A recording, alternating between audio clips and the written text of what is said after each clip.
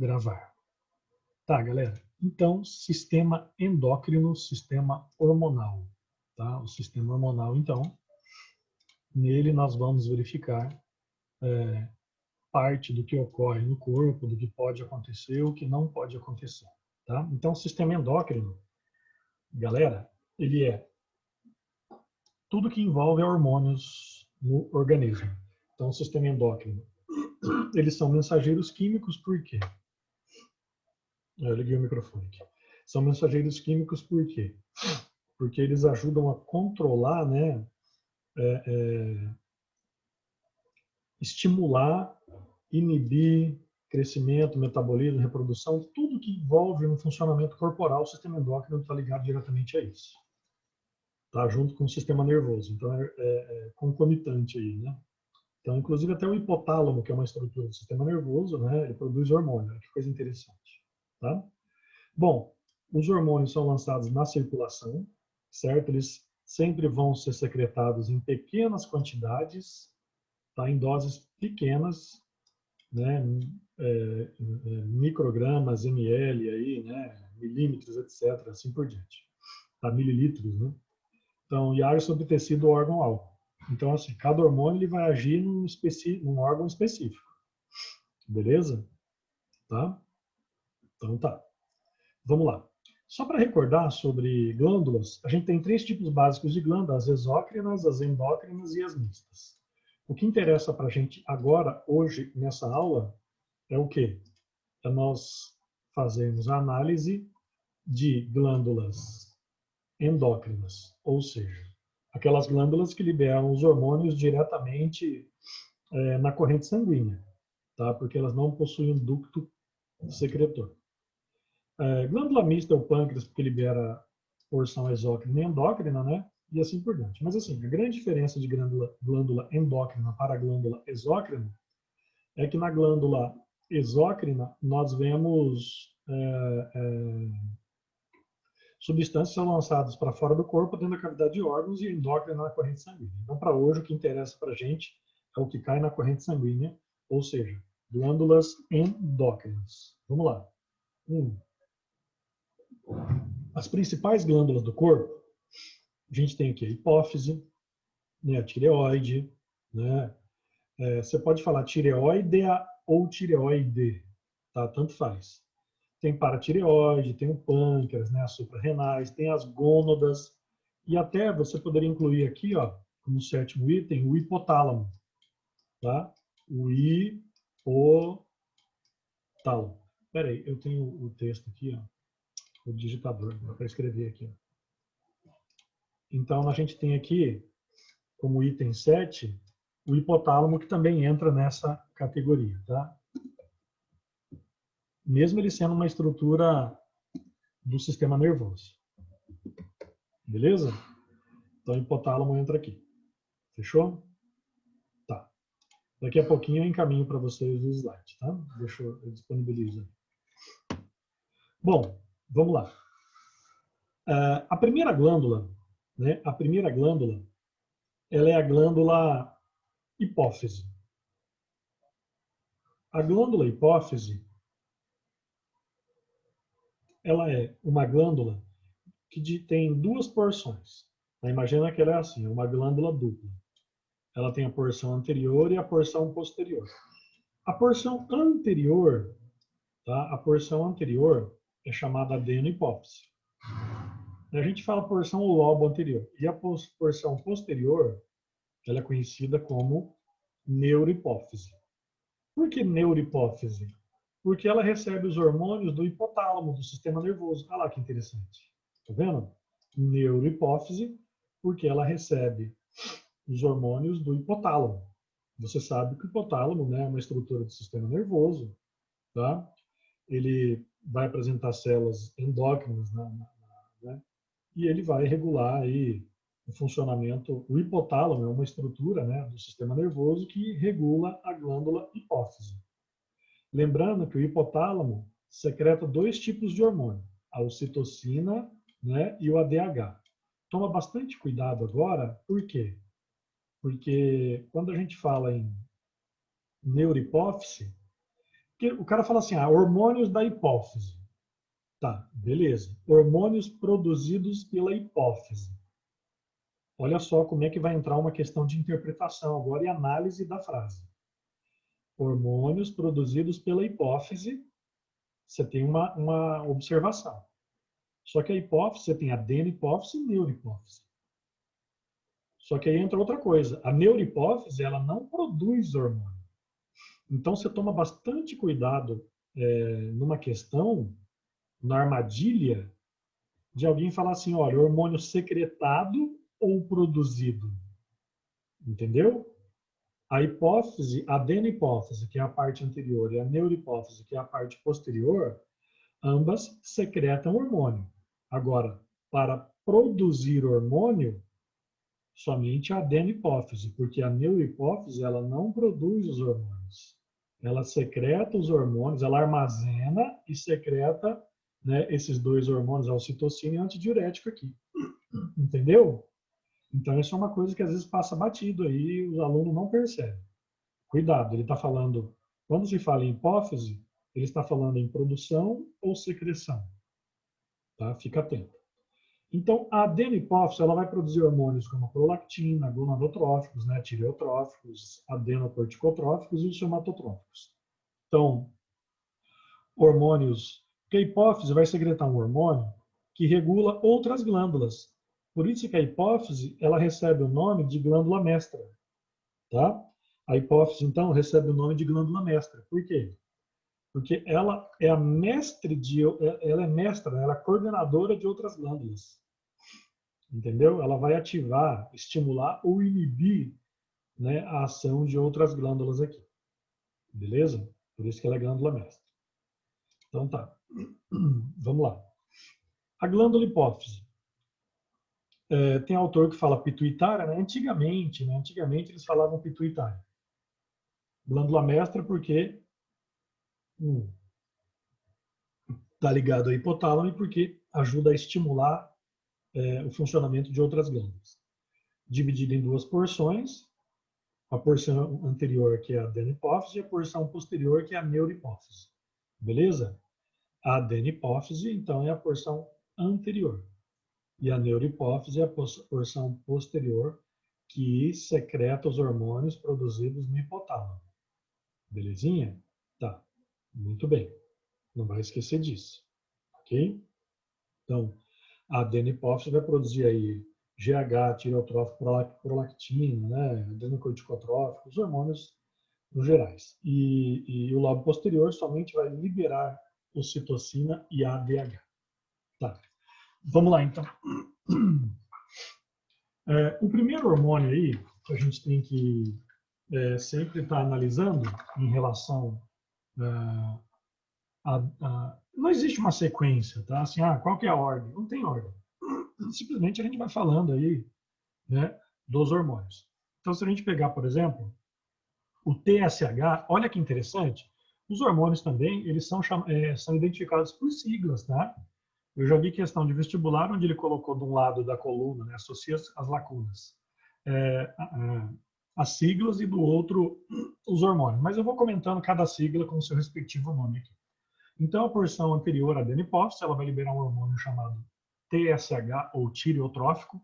Esse hormônio tireotrófico, né, é um hormônio que vai estimular a glândula tireoide, tá? Ele vai estimular a glândula tireoide. Então, você lá na cabeça, né, lá no cérebro, lá no encéfalo, na verdade, tem uma glândula chamada hipófise, que vai produzir um hormônio chamado hormônio tireotrófico, que vai estimular outra glândula que fica aqui no pescoço, que é a glândula tireoide. Entendeu? Olha que bacana, uma glândula controlando a outra. Então, quando o hormônio sai do encéfalo e desce para o pescoço na tireoide, né, quando o hormônio sai da adenopófise e desce para a tireoide, você está tendo uma coisa chamada feedback positivo, ou seja, estimulando, né, a adenopófise está estimulando a tireoide a produzir os seus hormônios metabólicos. Tá? Então, é o primeiro tipo de hormônio da hipófise. É o TSH, o tireotrófico, que vai estimular a tireoide. Outro hormônio produzido é o adrenocorticotrófico. O adrenocorticotrófico, ele é um hormônio que vai regular as suprarrenais. Então, voltamos ao raciocínio de novo. Aqui na nossa cabeça tem uma glândula, né, a hipófise, a porção anterior chamada adenohipófise, que libera um hormônio chamado adrenocorticotrófico, ou denominado pela sigla ACTH, no qual esse hormônio cai na corrente sanguínea e vai parar lá nas glândulas suprarrenais, ou glândulas simplesmente conhecidas como adrenais. Entendeu? Beleza? Então, olha que interessante. Então, é a segunda glândula controlada pela hipófise. Tá? Estimulada pela hipófise. Beleza. Então, as glândulas suprarrenais são glândulas que ficam sobre os rins. Tá? Em cima do rim tem uma glândulazinha, como se fosse um chapéuzinho, essa glândula chamada suprarrenal. Tá. A hipófise também, lá na cabeça, né, a adenohipófise, a porção anterior, vai produzir mais dois hormônios, o FSH e o LH. Você lembra que o FSH é folículo estimulante? Tá, a gente vai comentar depois sobre o ciclo reprodutivo, sistema hormonal, ou ciclo menstrual e assim por diante. Tá? Então, o FSH e o LH são outros dois hormônios produzidos na hipófise, na adenohipófise, que vão apresentar as seguintes funções. Se eu pegar, por exemplo, o FSH na mulher, tá? Ou melhor aqui, o FSH no homem, ele estimula a espermatogênese, ou seja, então na hipófise, olha só, vamos raciocinar. Lá na hipófise, né, na cabeça, a adenohipófise produz o FSH e o LH. Esses dois hormônios caem na corrente sanguínea e vão lá para os testículos e para os ovários. Certo? Então, a hipófise libera um hormônio para estimular o funcionamento dos testículos e ovários. O FSH e o LH são hormônios gonadotróficos que podem atuar que atuam no homem e na mulher. Então, o que o FSH faz no homem? Estimula a formação de espermatozoide. Tá? E o que ele faz na mulher? Ele vai promover o quê? A maturação do folículo ovariano. O que o LH vai fazer no homem? O LH ele vai estimular a síntese de testosterona. E na mulher, o que o LH vai fazer? Ele vai estimular a formação do corpo lúteo. Depois eu vou explicar aqui o que é corpo lúteo, tal, etc. Tá? Beleza? Então tá. Então, no homem e na mulher, eles vão apresentar essas respectivas funções. A gente vai voltar a falar disso aqui quando entrar em hormônios sexuais. Tá? Quando nós entrarmos em hormônios sexuais, voltaremos a falar disso. Bom, a hipófise também produz outro hormônio chamado hormônio GH ou somatotrófico, tá? O hormônio somatotrófico ou somatotrofina, certo? Esse hormônio somatotrofina é o hormônio do crescimento, ok? Então é o seguinte, ele normalmente é produzido no período da infância, da adolescência, tá? Ele estimula o crescimento do indivíduo. Quando esse hormônio é liberado em excesso, né, ao longo da juventude da pessoa, da infância e juventude, em uma concentração maior que o normal, a pessoa pode ter um quadro conhecido como gigantismo. Ou seja, ela vai crescer, atingindo estaturas aí, para você ter uma ideia, superiores a 2 metros de altura. Né? Então, a porta da sua casa tem aproximadamente 2,10 metros, né, do chão até em cima ali. Então, pelo menos é a média das portas das casas, 2,05 metros, 2,10 metros. Tá? Casa, apartamento, etc. E essas estaturas, as pessoas chegam a 2,40 metros e pouco. Se eu não me engano, o cara mais alto do mundo tinha 2,45 metros, 46, mas isso aí não vem ao caso. E aí a deficiência, a falta desse hormônio, provoca o nanismo. Se eu não me engano, já tem, não é nem esse rapaz aqui, mas esse homem aqui, que tem nanismo, o menor do mundo. Quando eu montei esse slide, aqui eram os dois maiores, mas eu acho que já mudou. Acho que já tem outro cara e tem uma mulher que é o menor ser humano do mundo, tem 63 centímetros de altura, um negócio assim. Aí o cara tem 2 metros e passa de 2,40 metros. Beleza? Mas não vem ao caso. Ninguém vai te perguntar quem é o mais alto e quem é o mais baixo. A questão é que a carência ou excesso desse hormônio pode afetar o crescimento corporal. Tá? Existe uma outra coisa também, que o excesso de GH no indivíduo adulto ele pode provocar o quê? Um quadro chamado acromegalia. E aí o que acontece? Isso vai gerar um crescimento irregular de ossos e cartilagens, tá? Consequentemente, vai crescer muito ali a mão, o pé, né, os ossos da face aqui e assim por diante. Então, na acromegalia, inclusive em outros vertebrados pode acontecer isso também, tá? Quando eu falo sistema endócrino, gente, eu não estou falando só... É claro, aqui é corpo humano, né? Aqui é específico, mas você tem que entender que esses hormônios existem em todos os outros grupos de vertebrados. Pra você ter uma ideia, só uma curiosidade rápida aqui, 1 grama de hormônio de crescimento do pintado, se eu não me engano, custa $900. 1 grama, né? Entendeu? Que é usado em tanques de piscicultura para estimular o crescimento dos peixes. Então, quando você captura um peixe, eles coletam o hormônio GH, os hormônios desse peixe, para aplicar em outras espécies, ou em outros peixes, para estimular o crescimento. Tá, a prolactina. A prolactina estimula o crescimento, né, ou melhor, ela estimula o funcionamento do ovário e estimula a produção de leite. Toma bastante cuidado, tá? Porque tem aluno que fica confundindo ocitocina com prolactina, mas não vai confundir não, tá? A gente está falando ainda, nós só falamos ainda de hormônios da adenohipófise. Tá? Vamos recordar aqui rapidinho, ó. Vê? Estamos falando só de hormônios da adenohipófise. Olha só.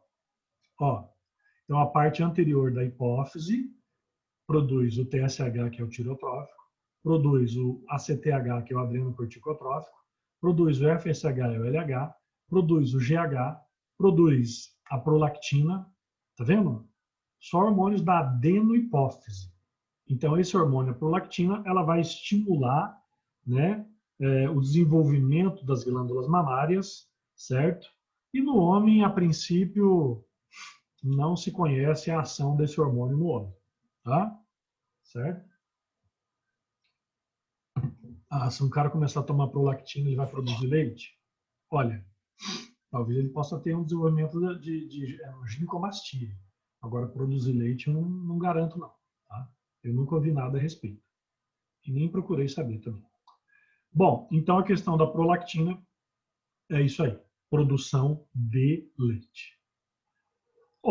Então você está percebendo que eu estou falando para vocês que na cabeça, né, tem uma glândula chamada hipófise que libera hormônios que... Deixa eu desenhar de novo aqui, com bastante tranquilidade. Então, a gente tem a hipófise, certo? A hipófise produz hormônios que vão estimular outras glândulas do corpo, certo? Vamos pegar um exemplo aqui. Então, a hipófise libera um hormônio que estimula a tireoide. Quando a tireoide começa a funcionar, né, quando a tireoide começa a funcionar, eu vou colocar um sinal de mais aqui que é estímulo. Tá? Então, a hipófise, ela estimula outras glândulas. Quando essa glândula começa a produzir hormônio, esse hormônio volta para a corrente sanguínea, chega lá na hipófise e desliga a hipófise. Então, peraí. Vamos lá, professor, explica de novo. Então, deixa eu te explicar aqui. A hipófise é uma glândula que está aqui no encéfalo, né, na cabeça das pessoas, aqui na base do encéfalo. Ela produz, por exemplo, o hormônio tireotrófico. O hormônio tireotrófico sai aqui e vai lá para a tireoide, aqui no pescoço. Chegando aqui no pescoço, a tireoide ela fica ligada, ela desperta. E aí ela começa a secretar hormônio. Quando ela começa a secretar hormônio, os hormônios, por exemplo, T3 e T4, hormônios metabólicos, por exemplo, esses hormônios caem na corrente sanguínea e quando atinge a hipófise, ele desliga a hipófise. Então, isso é chamado de retroalimentação ou feedback. Feedback é retorno. Então, assim, o que é feedback positivo? É quando uma glândula estimula a outra.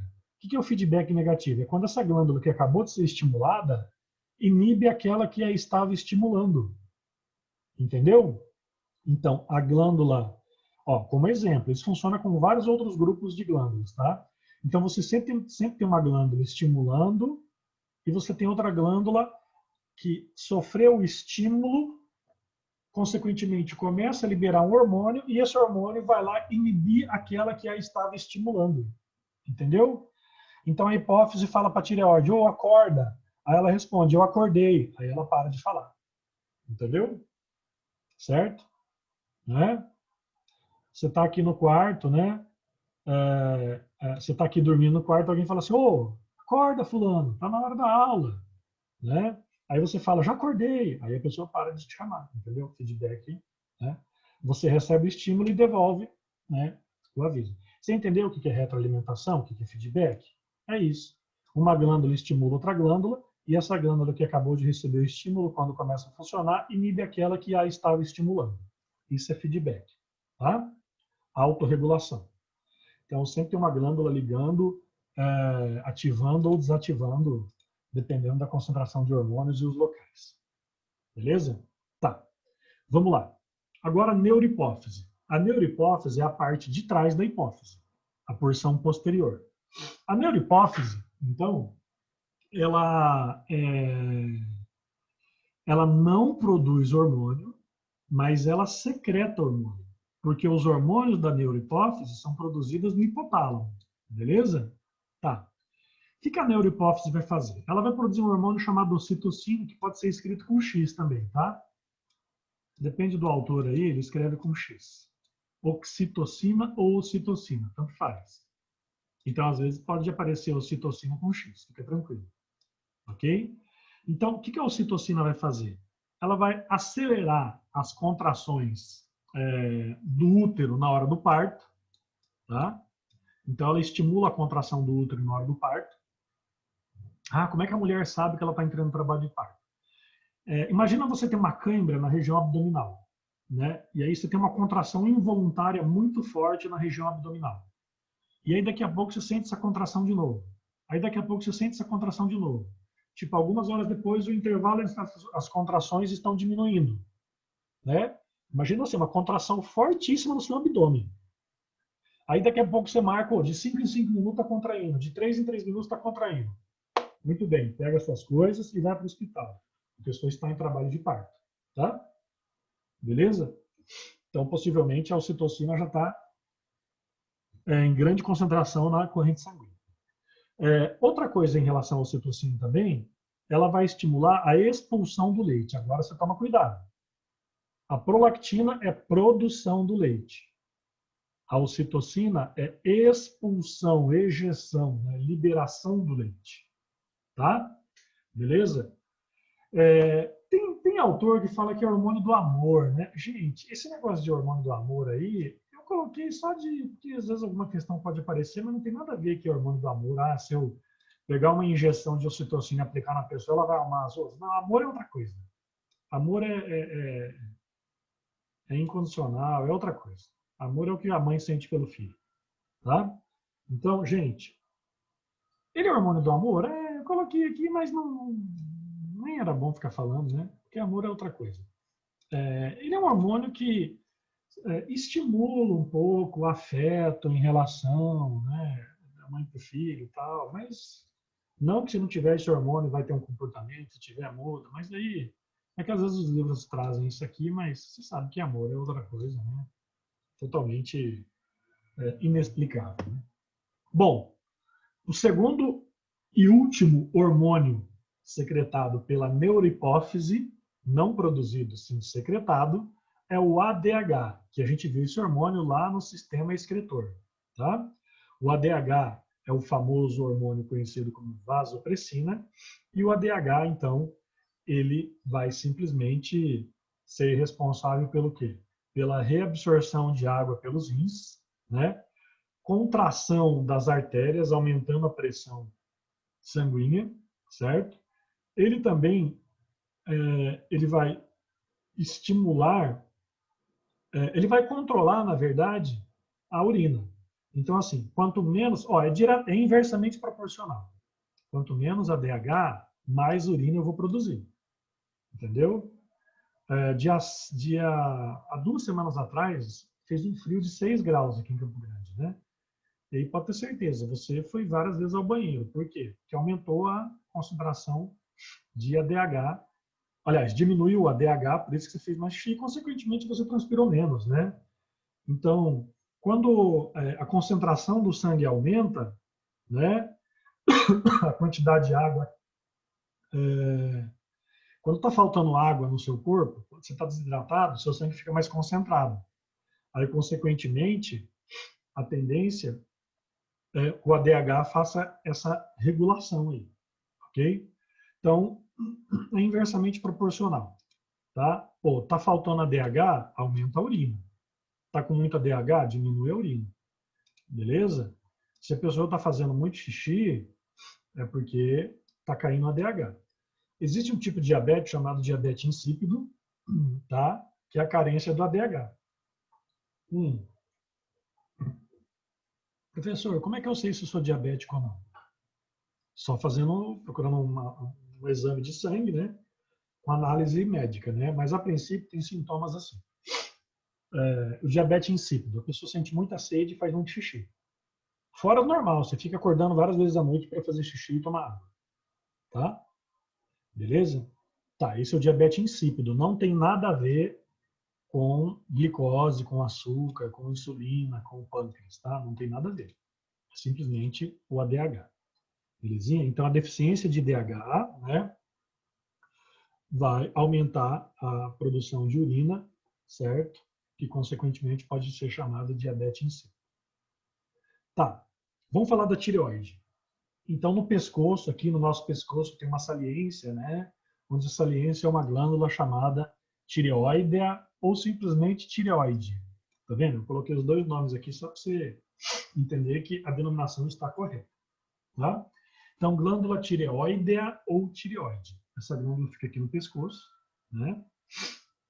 Atrás da tireoide tem 4 glândulas, que na verdade tem uma glândula dividida em 4 pontinhos, que são as glândulas paratireoides, né? Certo? Então, nós temos a glândula tireoide no pescoço e atrás da tireoide as glândulas paratireoides. O que você tem que saber sobre as glândulas paratireoides? As glândulas paratireoide e tireoide, vamos explicar. Vamos falar da tireoide primeiro. Então, a tireoide, essa glândula, ela tem um formato de H, né? Se você olhar aqui, ela não parece a letra H, ó. Ela parece a letra H, né? Certo? Que ela fica aqui no pescoço, ok? Ela vai começar a produzir 2 hormônios extremamente importantes, que é o hormônio conhecido como triidotironina, que é o famoso T3, tá? Aqui, ó. Deixa eu pegar minha marca-texto aqui. Triidotironina, que é o T3, e a tiroxina, né, que é o hormônio T4. Tem hormônios que falam de tetratironina, né? Ou tetraiodotironina também, eles podem falar. Beleza? Por causa que é o T4. Mas assim, hormônio T3 e T4. Triidotironina e tiroxina, o hormônio T3 e T4. Tá? Ok? Muito bem. Lembrando que a tireoide, ela produz um terceiro hormônio. Esse terceiro hormônio é a calcitonina. Tá? Calcitonina. Certo? Então, peraí, a tireoide produz 3 hormônios, professor? Tem. Produz 3. 2 ligados ao metabolismo, que são esses daqui, o T3 e o T4, e um ligado ao controle de cálcio no organismo, que a gente vai comentar agora. Tá? Então, quais as funções básicas da tireoide como função metabólica? Bom, como função metabólica, ela vai, vamos pensar assim, ela vai agir estimulando a secreção, ou melhor, a produção de enzimas ligadas à respiração celular, né? Ela vai aqui, ó, nos anfíbios, controla a metamorfose, controla a pressão sanguínea, ritmo cardíaco, tônus muscular, funções sexuais, tá? E assim por diante. Tá? Então, toda atividade metabólica funcional do organismo está ligada a esses 2 hormônios aí. Minha atividade metabólica, etc. e tal, são esses hormônios. Beleza? Bom, 2 doenças, né, ligadas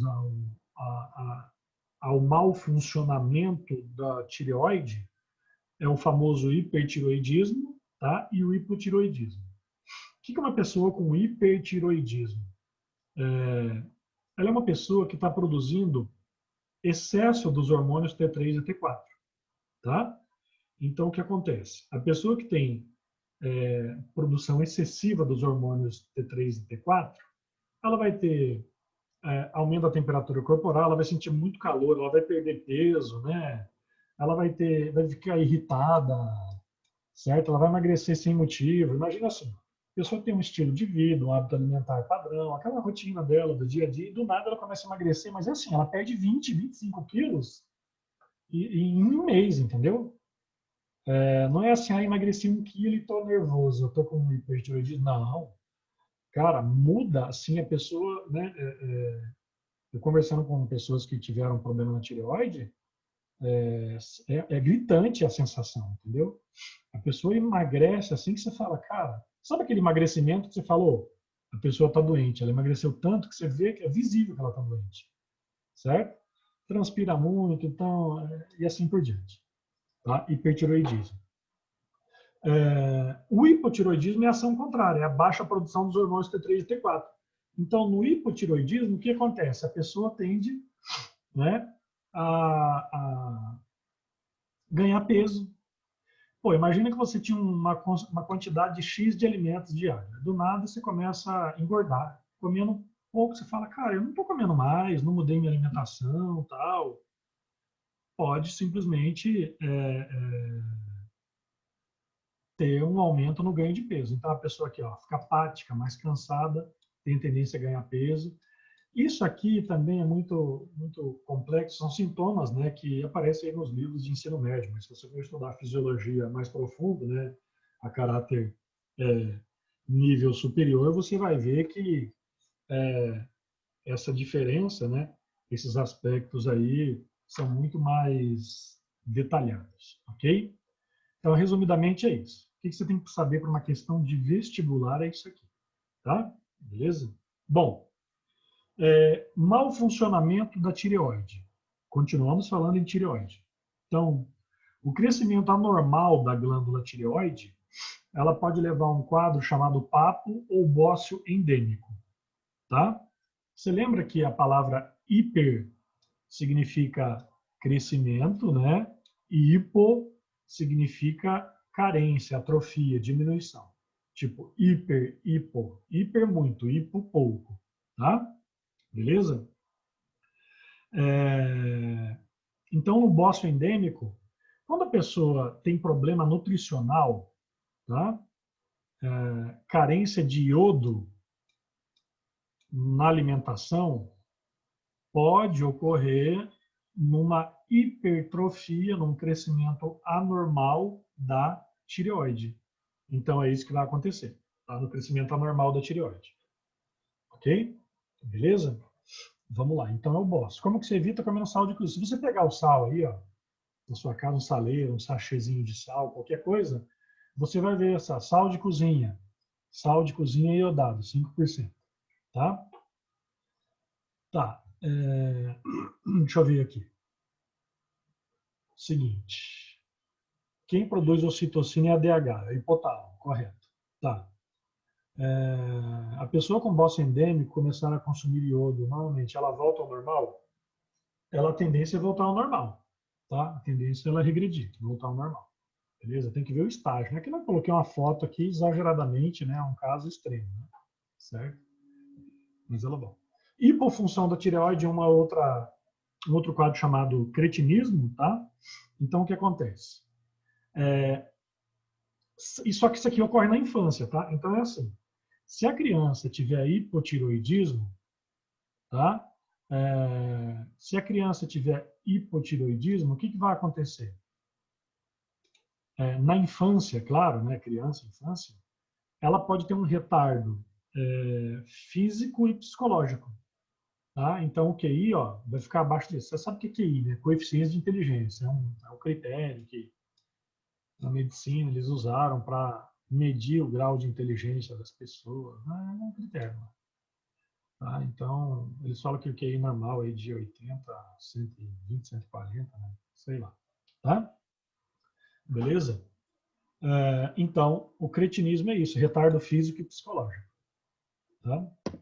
Bom, exoftalmia. A exoftalmia, gente, o que acontece? A exoftalmia é conhecida como olhos esbugalhados. Então, às vezes, o hipertiroidismo ela pode fazer com que a musculatura do globo ocular se contraia involuntariamente e as musculaturas que seguram, né, o globo ocular e faz ele se projetar para fora, assim, ó, como você está vendo na imagem, tá?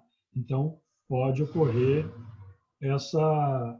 esse quadro clínico, né, onde a gente acaba relatando isso. Então, tudo está ligado, né, a uma questão de nutricional.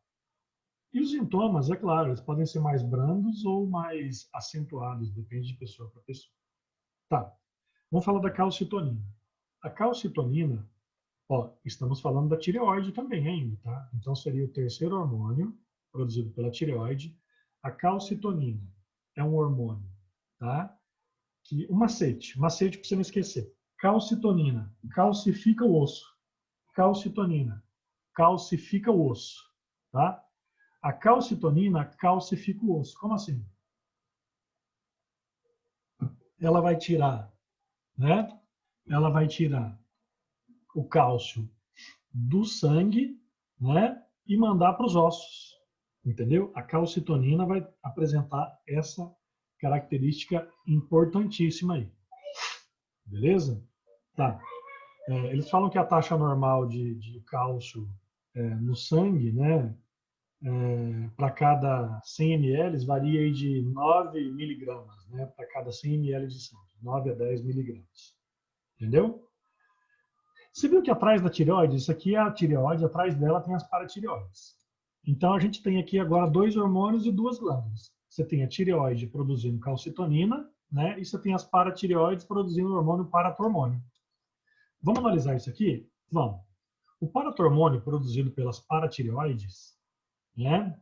Que são aquelas glândulas que ficam atrás da tireoide aqui, ele é um hormônio com função antagônica, função contrária. Então, o que ele vai fazer? Né? Ele vai aumentar a concentração de cálcio no sangue. Então, como é que funciona? Funciona assim, por exemplo, se ocorrer diminuição de cálcio no seu sangue, né, as glândulas paratireoides vão fazer o quê? Elas vão ser estimuladas, certo? Então, elas vão fazer com que o cálcio que esteja nos ossos sejam liberados, tá? Aumentando a absorção de cálcio no intestino, tá? Aumentando a reabsorção de cálcio no rim, entendeu? Olha como é que ela aumenta a concentração de cálcio no sangue. Como que o paratormônio aumenta a concentração de cálcio no sangue? Ele vai tirar cálcio dos ossos, ele vai aumentar a absorção de cálcio no intestino e ele vai estimular o rim a reabsorver mais cálcio ainda. Então ele vai agir em três condições: nos ossos, no intestino e no rim. O paratormônio é importante referente a isso, tá? E a calcitonina ela vai fazer o quê? Ela vai fazer o contrário, ela vai aumentar a deposição de cálcio nos ossos, vai diminuir a reabsorção de cálcio no intestino e diminuir a reabsorção de cálcio nos túbulos renais ali. Beleza? Então o raciocínio é isso aqui. Ah, lembrando, só observando aqui, ó, que o cálcio, tá? Ele é importante para contração muscular e coagulação sanguínea. Beleza? Se está faltando cálcio na sua alimentação, tá? A pessoa pode ter uma cãibra aí, alguma coisa assim. Entendeu? Certo? Olha aqui, ó. Macete de novo, vou repetir. Calcitonina ajuda a calcificar os ossos, tá? Calcitonina ajuda a calcificar os ossos. Ela faz com que a glândula tireoide libera a calcitonina, a calcitonina tira o cálcio tira o cálcio do sangue e manda para os ossos. Calcitonina, calcificando os ossos. Calcitonina, calcificando os ossos. Que hormônio que calcifica os ossos, que deixa o osso ter mais cálcio, que aumenta o cálcio no osso? Calcitonina. Calcifica o osso. Calcitonina calcifica o osso. Né? Agora, que hormônio que descalcifica, né, que enfraquece? Pode falar, Carla. Professor, qual que é a correlação do rim com o osso? De quem? Do rim? Isso.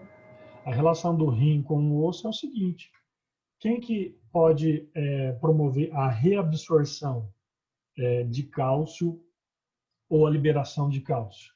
O rim. Tá? Nem tanto que se você está com excesso de cálcio, você pode ter cálculo renal. Né? Se a pessoa está ingerindo cálcio demais, é claro que isso é histórico familiar também, né? É genética. Então, assim, na sua família tem várias pessoas com pedra no rim, então a chance de você ter pedra no rim também aumenta.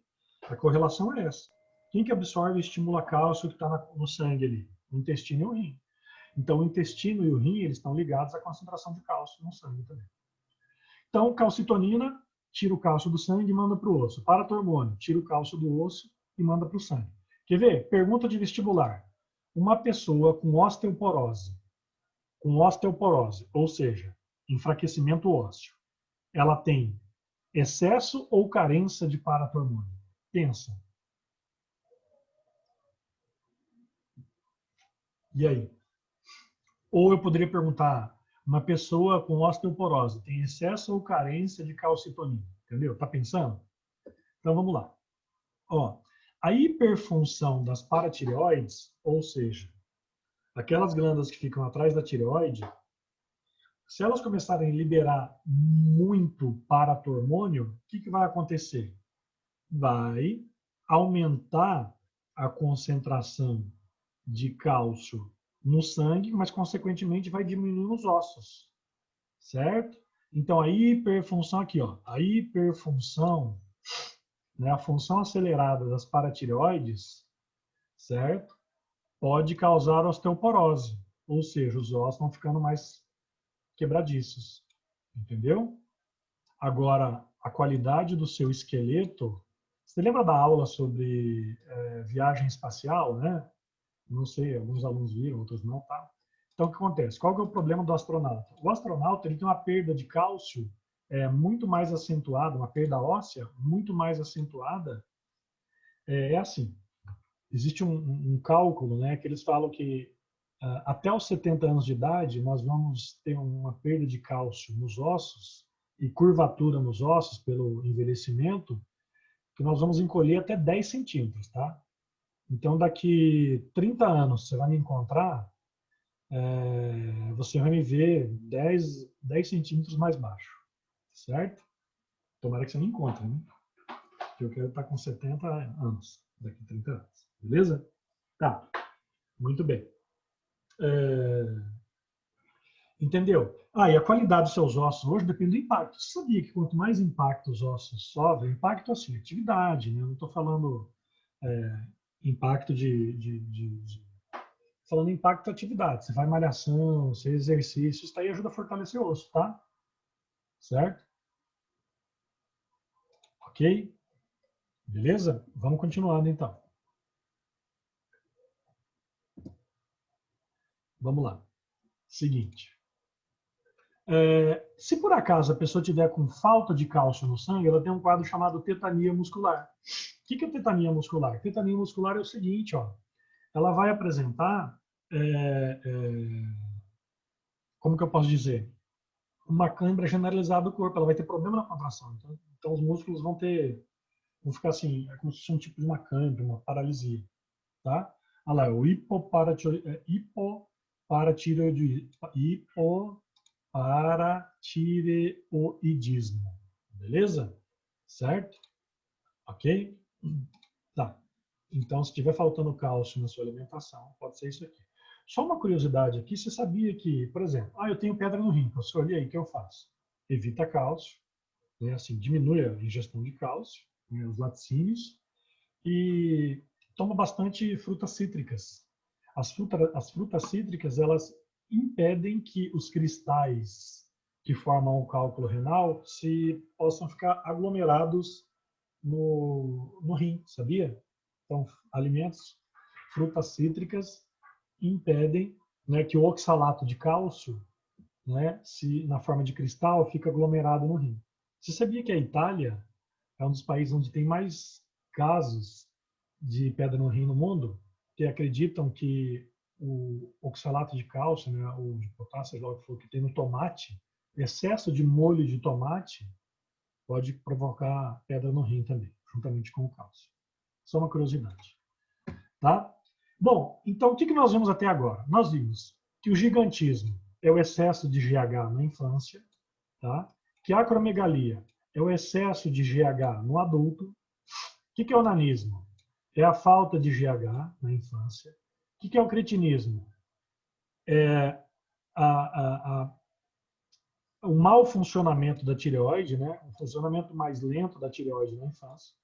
Exoftalmia é o hipertireoidismo, ou seja, a aceleração da produção de hormônios, produção exagerada de hormônios da tireoide.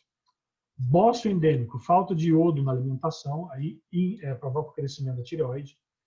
Diabetes mellitus é falta de insulina, que nós já vamos comentar, e diabetes insípidos é falta de ADH, beleza? Então aqui, ó, aquela recapitulando, né? Beleza?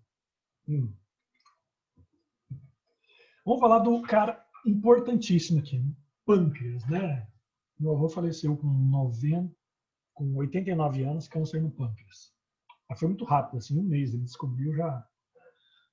Mas ele sentia tanta dor, assim, você vê o cara chorando, o senhor chorando, ele falou, não, eu prefiro morrer, eu não quero mais ficar sentindo dor. De tanta dor, tinha que dar morfina para ele. Eu não sei porquê, né, assim, ele sentia tanta dor no pâncreas. Bom, ou na região abdominal. Glucagon, vamos lá. Acho que o Steve Jobs também, né, lá, o criador da Apple, também teve câncer no pâncreas. É um dos cânceres mais letais. Então, pâncreas, glucagon. Você sabe que o pâncreas ele tem a função mista, né? Ele tem a função exócrina e endócrina, beleza? A função endócrina é o que a gente vai falar agora, que é a produção de hormônios, certo?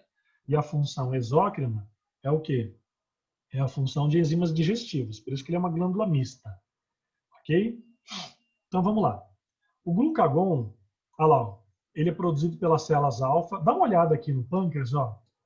Ele tem células alfa, certo? Ele tem células beta e eles têm células delta. Eu já vi questão aberta de vestibular, né? Onde ele perguntou a função dessas células no pâncreas, certo? Eu já vi questão aberta, eu não lembro qual vestibular, mas eu já vi questão aberta dele perguntando das funções dessas células aqui. Olha só. Então, o pâncreas ele vai produzir o glucagon. O glucagon é hiperglicemiante. O que ele provoca? Ele provoca a glicogenólise. O que é isso? É quando o glicogênio é quebrado, tá? Para aumentar a concentração de glicose no sangue. Ou seja, ele transforma o glicogênio em glicose. Ele aumenta a taxa de glicose no sangue. Então, se você está fazendo uma dieta, você não ingeriu nada, você acordou aí, né? Foi dormir ontem à noite, não comeu nada até agora, né? Daqui a pouco seu pâncreas vai começar a liberar glucagon na corrente sanguínea, né, para ir lá no fígado, quebrar o glicogênio para liberar a taxa de glicose. Então é engraçado que às vezes tem pessoas que pode ter picos de glicose sem comer nada. É interessante, né? Assim, uma curiosidade, né? Porque às vezes o glucagon foi liberado uma concentração muito elevada, entendeu? Mas aí é tudo uma questão de exame, de análise, precisa ver tudo isso aí, tá? Então, quando você fica muitas horas em jejum, você fica muito tempo sem comer nada, o que acontece? Né? Você tem hipoglicemia, cai a glicose no sangue, aí as células alfa são estimuladas, secreta glucagon, né? O fígado começa a utilizar o glicogênio para aumentar a taxa de glicose. Beleza? Esse é o passo a passo, tá? Células alfa.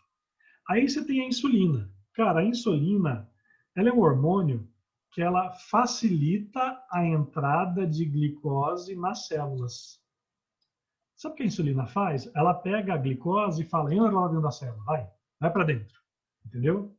A insulina, ela é produzida pelas células beta. Ó, eu vou voltar aqui, ó. Células alfa, células beta. Ó, um macete, para você não confundir. Diabetes, células beta, insulina. Ó, o que controla a diabetes? Não é insulina? Diabetes, célula beta, diabetes, insulina, célula beta, de insulina, célula beta. Quem tem diabetes, falta insulina. Insulina é produzida pelas células beta. Tá vendo lá?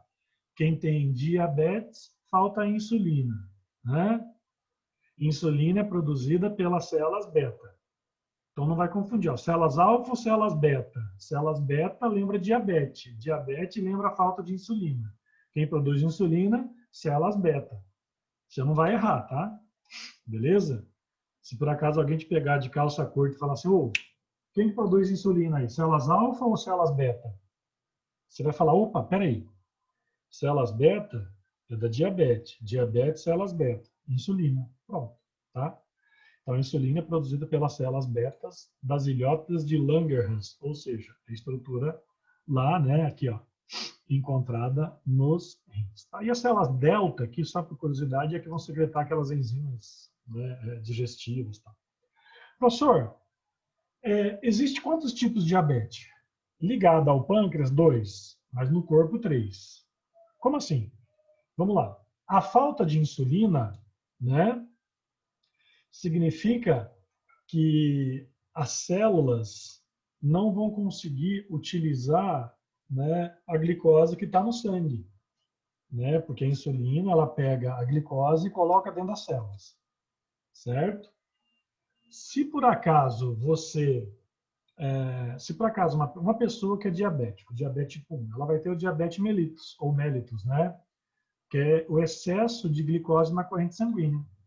Então, às vezes, o pâncreas da pessoa não produz a concentração desejável de insulina. Então, ela começa a acumular glicose no sangue. Entendeu? Diabetes mellitus aí. Então, a pessoa passa a ter hiperglicemia. E a pessoa com hiperglicemia, ela vai ter um quadro chamado poliúria. O que é poliúria? Poliúria é o excesso de urina, tá? Urina aumentada. Ok? A urina aumentada aí. Galera, então é assim. Vamos raciocinar aqui nessa tabela. Ó, você comeu um alimento, tá? Você comeu o alimento, aumenta a taxa de glicose na corrente sanguínea, consequentemente estimula as células betas a produzir insulina, certo? A insulina vai fazer com que a glicose entre dentro das células, certo? Então você diminui a taxa de glicose no sangue. Agora, se a taxa de glicose começar a cair muito, você está em jejum, o que acontece? Né? Você vai ter o estímulo das células alfa a secretarem glucagon para quebrar o glicogênio para aumentar a taxa de glicose. Tá vendo? Essa tabela aqui, ela retrata exatamente o que acontece em cada uma das situações. Tá? Se eu comi muito açúcar, eu acabei de comer aqui um sonho de padaria, né? E tomei um milkshake de morango, né? O que eu fiz? Eu carreguei meu organismo de glicose, minhas células beta vão produzir um monte de insulina, né, para não deixar acumular. Agora, professor, como é que eu sei se eu estou com diabetes ou não? Já comentei, né? O principal sintoma, né, é a poliúria, certo? Que é a urina aumentada. Normalmente o sintoma é caracterizado pelo seguinte: você fica cansado o dia inteiro, você sente muita sede, você acorda, cara, você tem que ficar acordando várias noites aí, né? Várias vezes à noite para tomar água e fazer xixi, tá? A pessoa come, emagrece, certo? Vive com fome, tá? Tem tudo isso aqui, tá? Mas o sintoma principal é isso. É a questão do excesso de xixi e o excesso e muita sede durante o sono, tá? Durante a noite aí. Essa noite eu acordei. Não, você tem que ver a questão do que você está comendo também. Às vezes você comeu muito sal, muito doce antes de dormir, né? Tem tudo isso aí, tá? Beleza? Ó, então eu falei dos 3 tipos de diabetes, vamos comentar eles aqui. Diabetes mellitus, produção insuficiente de insulina. Sintomas: sede, cansaço, fome, perda de glicose na urina, dificuldade de cicatrização. Por isso que diabético tem que usar até caso de sapatos especiais, não pode... Gente, tem que tomar bastante cuidado na questão da diabetes tipo 1, tá? Porque a pessoa com diabetes tipo 1, então, é a carência de insulina, ela vai apresentar aí... normalmente ela pode aparecer antes dos 40 anos de idade, tá? Diabetes tipo 1, ela aparece aí antes dos 40 anos, tá? Pode ser uma doença autoimune, ela pode ser... A pessoa vai necessitar tomar injeções diárias de insulina, tá? Certo? Ela pode ter como sintomas perda de sensibilidade em alguns órgãos, tá? Ela pode ter aterosclerose, né? Que é aquelas placas de gordura dentro dos vasos sanguíneos, né? Ela vai ter quadros que é diabetes tipo 1, a gente chama de diabetes juvenil, tá? Ela pode ter problema de visão, ela pode ter problema de cicatrização, que eu já falei, né? Ela pode ter lesão nos néfrons, nos rins, é muito sério, tá? E o diabetes tipo 2 não está ligado diretamente à produção, não está ligado ao pâncreas, né? Porque o diabetes tipo 2, né? Ele vai aparecer ali depois dos 30 anos, em média, normalmente, mas ele não muda, não está ligado às células beta, tá? Não tem nada a ver com o pâncreas. O que acontece, então, é que as células perdem os receptores de insulina, tá? As células vão perder os receptores de insulina. Então, é assim, você tem insulina, certo? Só que as células não reconhecem essa insulina, ok? Então, o que acontece? O nível de insulina no diabetes tipo 2 é normal, você não precisa tomar injeção de insulina, só no tipo 1, tá? Então, o que vai acontecer? O ideal é procurar auxílio médico, fazer atividade física. Quando nós fazemos atividade física, a gente automaticamente consome a glicose, tá? Então, a atividade física ela ajuda a regular a taxa de glicose no sangue, tá? Mas então, resumindo, tem o diabetes tipo 1 e o diabetes tipo 2, certo? Beleza? Tá. E a outra diabetes que eu falei, que não tem nada a ver com pâncreas e coisa, é aquela diabetes insípidos, que é o do ADH, né, que eu havia falado ali. Beleza? A diabetes insípida, ela não é agressiva, nada, etc e tal, porque ela tá ligada a ela vai estar ligada a simplesmente perda de água, etc e tal, tá? Assim, desidratação. É um quadro, ela não está ligada à função, não está ligada ao pâncreas. Então, você não vai apresentar esses quadros de problemas cardíacos, problemas de circulação, lesão, necrose de tecidos, problemas visuais, oculares, etc. Tá? Deixa eu ver como é que está o tempo aqui. Tá, beleza. Vamos lá. Aqui, ó. Glândulas suprarrenais. As glândulas suprarrenais... Opa, desculpa. As glândulas suprarrenais... Caiu o microfone. As glândulas suprarrenais, gente, elas são glândulas também chamadas de adrenais, que elas ficam sobre os rins, tá? Então, vamos falar da glândula suprarrenal. Então, as suprarrenais são glândulas endócrinas também, né? Ela tem uma porção interna, tá? Ela tem uma porção interna que é chamada de medula e a porção externa que é chamada de córtex, tá? Beleza? Então, é assim, ó. Vamos fazer um desenho aqui para você entender. Então, eu tenho aqui, ó, a glândula está bem aqui, certo? Então, eu tenho a porção externa, tá? E a porção interna. A porção interna, o meinho dela, o miolo dela, é a medula. A região mais periférica dela é chamada de córtex, tá? Beleza? Então, vamos lá. Essa glândula, se a gente começar a falar aqui, ó, da parte cortical dela, né, a parte do córtex, ele vai produzir, entre alguns hormônios, ó, a aldosterona. A aldosterona é um hormônio bem conhecido aí, você viu lá no sistema excretor, por quê? Porque ela vai atuar no equilíbrio hidrossalínico, então ela estimula aí, né, o controle de água, de sais, de cloro, de potássio, tudo isso aí. Mas principalmente aumenta a retenção de sódio, ok? Beleza? Os glicocorticoides, ou simplesmente corticoides, né? Em alguns livros só aparece aqui, ó, corticoides, né?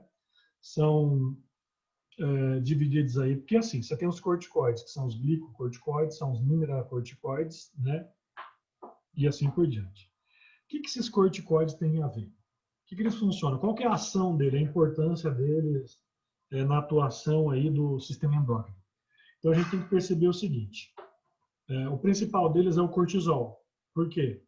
que ele atua no metabolismo de açúcar, gordura e proteína. Então, ele estimula, né, a absorção de açúcares, gorduras e proteínas. Por isso que fala assim, se eu estou tomando um remédio que tem cortisol, então tem pessoas que tendem a ganhar peso, entendeu? Ele é hiperglicemiante, entendeu? Esse cortisol, ele é hiperglicemiante. Então, a pessoa não pode ficar tomando esses hormônios, essas medicações que tem cortisol aí, tem alguns anti-inflamatórios que tem, né, alguns remédios aí que podem apresentar esse cortisol. E isso pode ser hiperglicemiante, faz com que a pessoa ganhe peso. Tá? Então, remédio para alergia também, né? A gente toma muito tempo antialérgico, anti-inflamatório, etc. Então, você tem que sempre perguntar, né, se tem cortisol, né? Pô, esse remédio aqui tem cortisol, né? Ou cortisona, né, que eles falam. Se tiver, tem que tomar cuidado, você não pode tomar muito tempo. Ok?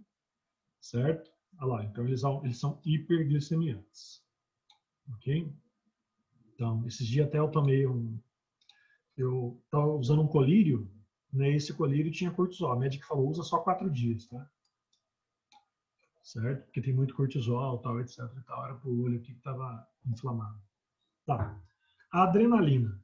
A adrenalina, né, também pode ser chamada de epinefrina, tá? Ela aumenta o estado de alerta, certo? Ela é liberada junto com o sistema nervoso aí, certo? Pela ação do sistema nervoso. Então, o que acontece? Quando a pessoa libera adrenalina, é porque ela está num estado de atenção, né, extremo. Então, é assim, cai na corrente sanguínea, ela provoca constrição dos vasos sanguíneos, aumenta a pressão arterial, né, estimula a contração dos músculos, dos órgãos, e assim.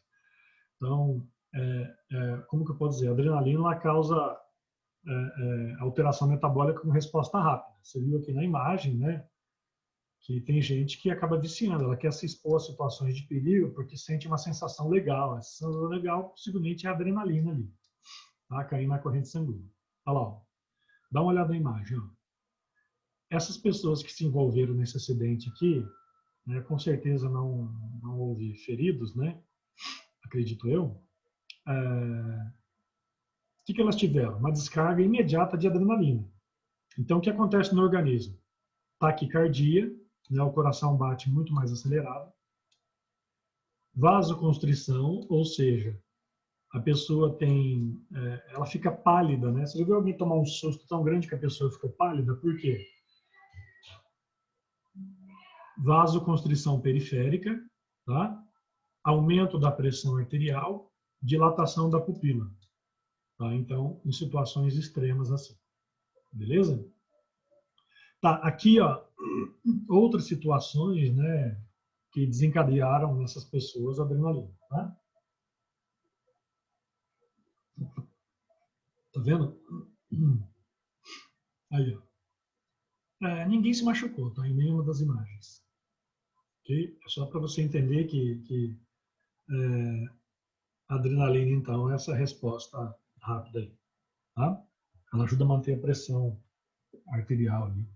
Não teve um caso onde a mulher não sabia nadar, mas o filhinho dela caiu dentro de um córrego, ela pulou lá, foi nadando e tirou ele lá de dentro. Ela não sabia nadar. Então, a adrenalina é o seguinte: tem um muro de 2 metros de altura, você não consegue pular ele. Mas na situação de extremo perigo, intenso, você conseguiria. Tem um peso de 50 quilos, eu não consigo levantá-lo. Mas numa carga elevada de adrenalina você conseguiria, entendeu? Ela dá um pico máximo de força, de ação no organismo, tá? Então, outra função da adrenalina importante é o quê? Né? Estimula a transformação do glicogênio em glicose. Então, aumenta a concentração de glicose, ou seja, uma energia rápida no organismo, tá? Então, ele é um hormônio hiperglicemiante também, ok? Beleza? É um hormônio hiperglicemiante. Aí, gente, a questão das gônadas é o seguinte: os hormônios gonadotróficos, que depois eu vou explicar na próxima aula exatamente todas os hormônios sexuais, né, sua função e assim por diante. Então vamos lá. O FSH e o LH, Eles são aqueles hormônios da hipófise, como eu havia comentado, né, no início da aula, mas aqui eu coloquei ele bem detalhado, né? Então, o FSH ele vai estimular o desenvolvimento, né, dos folículos ovarianos na mulher, né? O LH estimula a formação do corpo lúteo. E no homem, o FSH estimula a espermatogênese e o LH estimula as células intersticiais a produzirem testosterona. Beleza? Então, são hormônios gonadotróficos, porque eles estimulam as gônadas, tá? Eles vão estimular as gônadas. Então, não vai esquecer. Existe uma glândula também chamada glândula pineal, tá? Ou epífise. A glândula pineal ou epífise é uma glândula que produz a melatonina. É o hormônio do sono, tá? O ciclo circadiano. Então, o que acontece? Esse hormônio do sono, tá?